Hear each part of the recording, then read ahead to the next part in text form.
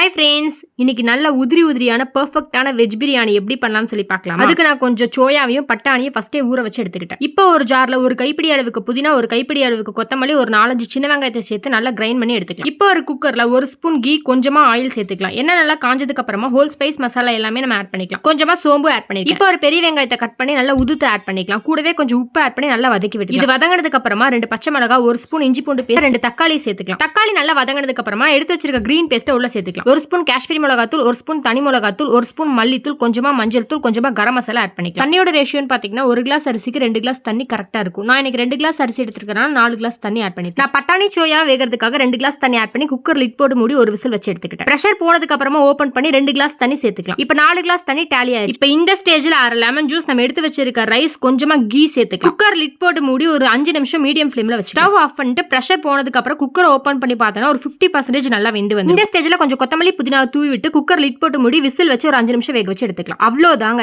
உதிரியா பெர்ஃபெக்ட்டான veg biryani சூப்பரா ready ஆயிடுச்சு.